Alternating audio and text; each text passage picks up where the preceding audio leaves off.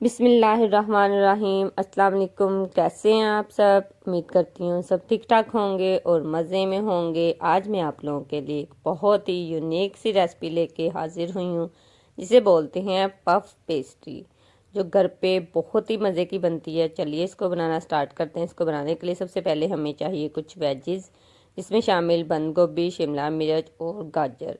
इन तीनों चीज़ों को आपने बारीक कट कर लेना है, चॉप। बहुत ज़्यादा इसको मोटा नहीं कट करना, बारीक इसके स्लाइस आपने बना लेने हैं, ऐसे शिमला मिर्च के और गाजर के भी और बंद गोभी के भी।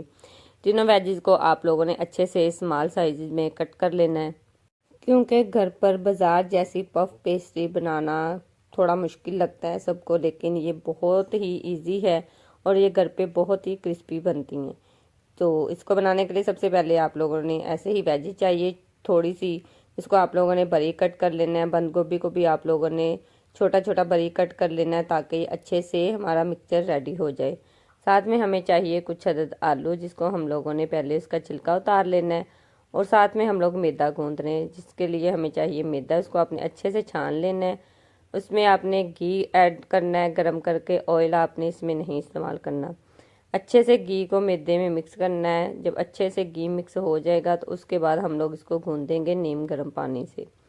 दूसरी तरफ हम लोग आलू और चिकन को बॉयल कर लेंगे, क्योंकि आलू का हम लोगों ने छिलका उतार लिया था। इसके आलू जो है वो बहुत अच्छे बॉयल होते हैं। साथ में ये बॉयल हो रहे हैं तो हम लोग आटे को भी गूंद रहे हैं। इसको नीम गर्म पानी से गूंदना है, और इसको बहुत आप लोगों ने हार्ड नहीं करना और ना ही बहुत ज़्यादा इसको पतला करना है। इसको रेस्ट देना है 30 मिनट का।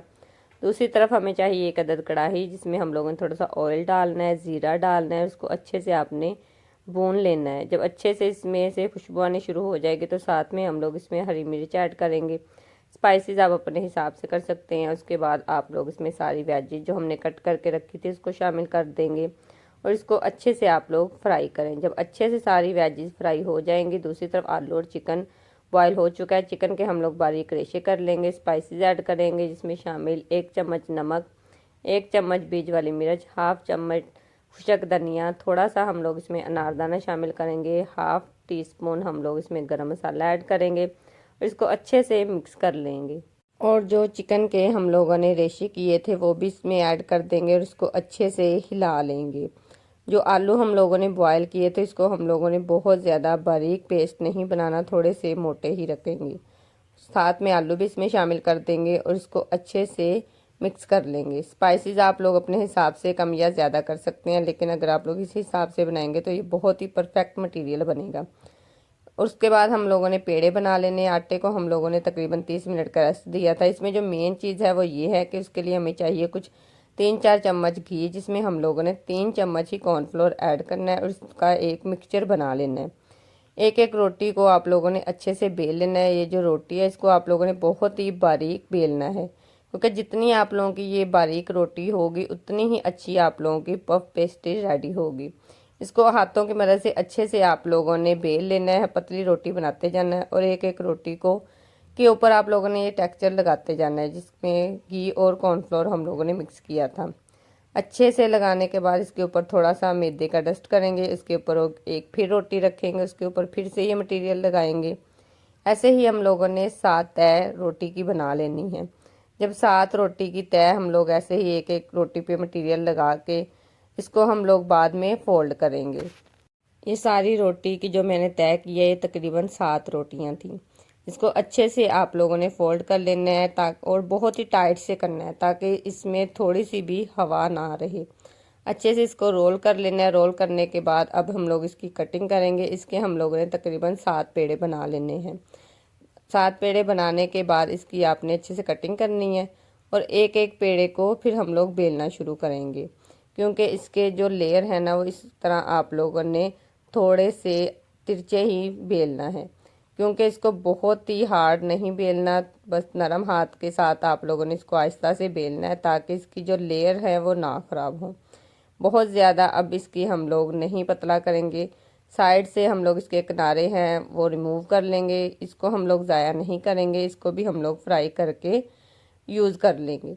इसके बाद आप लोगों ने इसके किनारे रिमूव करने हैं। उसके अंदर आप लोगों ने मटेरियल डालना है। मटेरियल डालने के बाद चारों किनारों पे आप लोगों ने हाथों की मदद से पानी लगाना है, ताकि अच्छे से बंद हो जाएं और पफ पेस्ट्री जो है वो खुले ना जब हम लोग इसको फ्राई करेंगे। मटीरियल इसमें डालने के बाद चारों तरफ पानी लगाना है और इसको आप लोगों ने बंद कर देना है।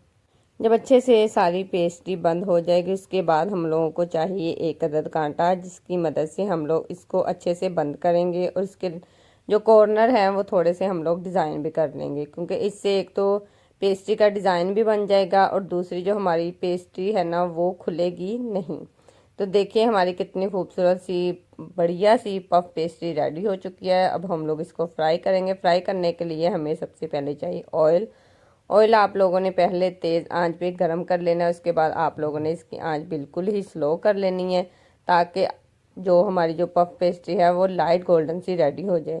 शेप आप अपने हिसाब से दे सकते हैं, आप लोगों को इन सारी शेप में से जो शेप पसंद आएगी। तो चलिए इसको फ्राई करते हैं। देखिए हमारा जो ऑयल था वो बहुत ज़्यादा गर्म नहीं था। इसी तरह आपने इसको 2-3 पेस्ट्री को इसके अंदर डालना है, इसको लाइट गोल्डन सा फ्राई करना है। जब एक तरफ से अच्छे से फ्राई हो जाएगी तो देखिए हमारी जो पेस्ट है वो कितनी खस्ता और अच्छी तरह से फूल चुकी है। आई होप आप लोगों को मेरी वीडियो पसंद आई होगी। तो जिन लोगों को मेरी वीडियो पसंद आ रही है प्लीज़ वो मेरी वीडियो को लाइक और मेरे चैनल को सब्सक्राइब कर दिया करें। मुझे आप लोगों के सपोर्ट की बहुत ज़्यादा ज़रूरत है। तो देखिए हमारी मज़ेदार सी और खस्ता सी पफ पेस्ट्री रेडी हो चुकी हैं।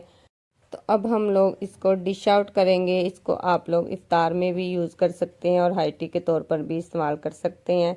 तो हमारी मज़ेदार सी खूबसूरत सी पफ पेस्ट्री रेडी हो चुकी है। अब हम लोग इसको डिश आउट करेंगे। इसको आप इमली की चटनी और रायते के साथ सर्व किया करें। इमली की चटनी मेरे चैनल पर मौजूद है। जिन लोगों को मेरी ये वीडियो चाहिए वो मेरे चैनल को जाके सब्सक्राइब कर सकते हैं। मिलते हैं नेक्स्ट वीडियो। अपना बहुत सारा ख्याल रखिएगा, मुझे दुआ में याद रखिएगा। अल्लाह हाफिज़।